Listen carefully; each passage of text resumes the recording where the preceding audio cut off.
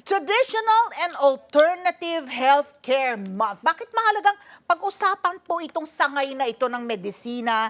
Meron bang batas sa pagsasagawa nitong traditional, alternative at complementary medicine, Dr. Annabel? Yes, meron tayong batas. So ang nagsulong ng batas na yan ay si dating Secretary of Health, then Senator Dr. Juan Juan Flavier. Flavier, So ang yes. batas na ito ay number RA or Republic Act number 8423 at ito ang Traditional Alternative Medicine Act. And important, November has been declared also as the Traditional Alternative Medicine Act by PD 860.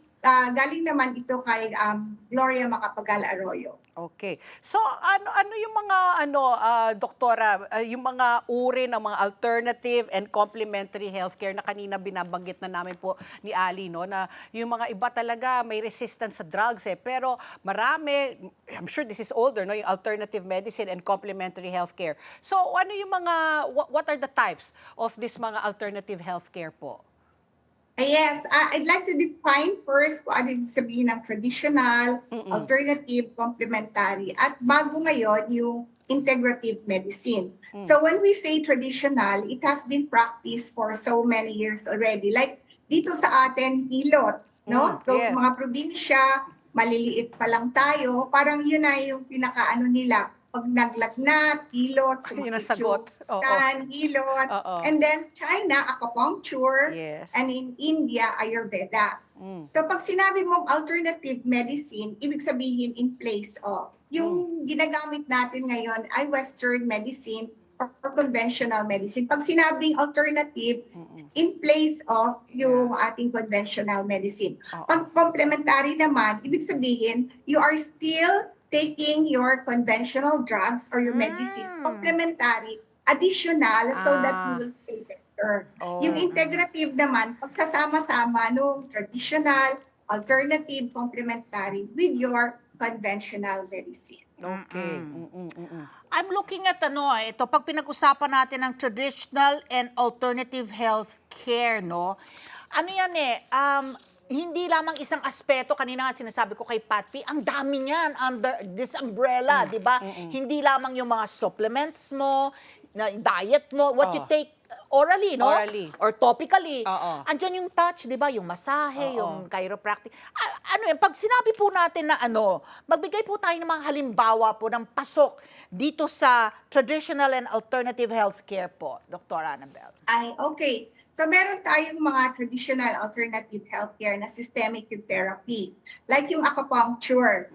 You use needles to run along the nerve paths to anesthetize that area. Dati for pain lang siya, pero ngayon yung acupuncture is also used even for sinusitis, even for prevention of stroke, for treatment of hypertension. Meron din tayong Ayurveda. So yung Ayurveda, matagal na pinapractice sa India. Ang ibig sabihin ng Ayurveda ay science of life. So, yung sa Ayurveda, pinagsasama-sama yung sunshine, good sleep, the right kind of foods, at saka yung dapat yung time na kakain ka.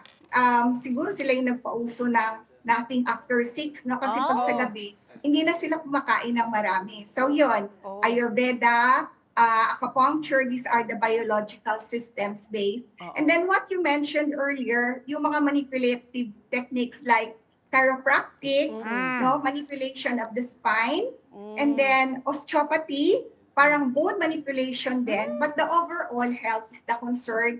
At yung ating mga massage, like yung reflexology, acupressure, yung different kinds of massage, including na yung ating Filipino pilot. Meron din tayong natural-based therapies katulad ng naturopathy. So ito naman more of nutritional sila. So nutritional, you eat the right kinds of food. So more sila of vegetarian, less of meat, and then more sila use of sunshine, air, natural systemic therapies. Hindi sila masyado sa synthetic na medicines, more sila sa natural health supplements. So ito yung biological base. Meron din tayong mga mind-body techniques katulad ng yoga, ng meditation.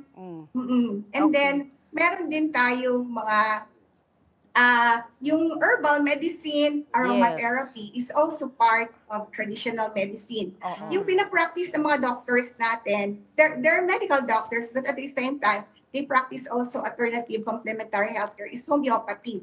Homeopathy naman, Oo.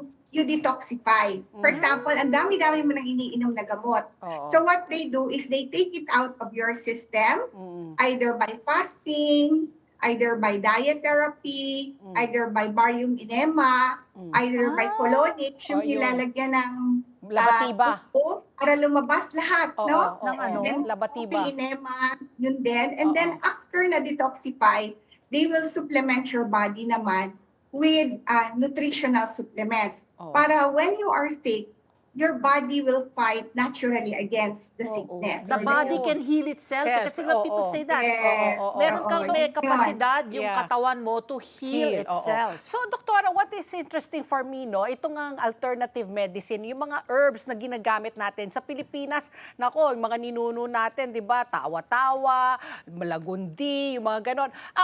Proven po talaga ba siya na talagang nakakagaling or dapat complementary rin po itong mga herbs na ito na ginagamit po natin dito? Meron tayong 10 halamang gamot which have been approved by the Department of Health at yung National Institute of Herbal Medicine through the National Institute of Health, UP Manila, together with the Philippine Institute of Traditional and Alternative Healthcare. Naglagay po tayo ng malaking budget research to prove na itong mga herbal medicines na ito are scientific and evidence-based. So, meron po tayong 5 na nasa Philippine National Drug Formulary. Lagundi is very good and effective. Marami na po tayong clinical studies dyan. It is a very good broncholytic, no? Nakakapalabas siya ng phlemas.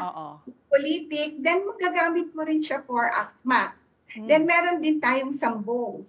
Sambong naman is very good for dissolution of kidney stones. In fact, it is already being prescribed by mga urologists natin. Para siya nagiging complementary to your medications na para malusaw yung bato sa inyong kidneys. And then meron tayong very novel drug na hopefully ma-launch this year, no? Yung ulasimang bato. It is very good to keep the uric acid levels down. So wala siyang side effects katulad ng mga maintenance natin for uric acid. Nakaka-affect kasi yun sa liver. Pang gout? Bato, walang effect sa liver. Ulasimang bato. Ulasimang bato for uric acid. Oo. Actually, it's known as pansit-pansitan. Yun pala ang pansit-pansitan. Meron kami dito sa bahay. Salad. No? Ginagawa siyang salad. Makikita mo siya sa daan-daan. Parang Nandyan weed lang. ito eh. Weed, oo. Parang weed sa mga paso. Biglang tumutubo ang pansit-pansitan eh. Oo. Let's get together. Sunnet 25.